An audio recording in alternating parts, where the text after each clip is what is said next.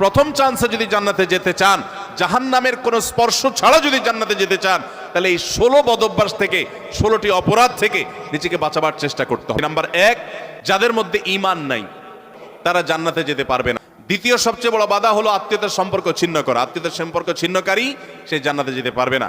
তৃতীয় বড় বাধা হলো যারা চগলখড়ি বদঅভ্যাস আছে, এই রোগটা। চতুর্থ, প্রতিবেশীকে কষ্ট দেওয়ার রোগ যাদের আছে। 5 নম্বর হলো অহংকার। 6 নম্বর হলো প্রতারণা করা, মানুষের সাথে মানুষকে ধোঁকা দেওয়া। 7 নম্বর হলো দান করার পর খোঁটা দেওয়া।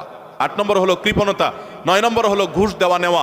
10 নম্বর হলো মা বাবার নাফরমানি করা, মা বাবার অবাধ্য হওয়া, মা বাবার অসম্মান করা।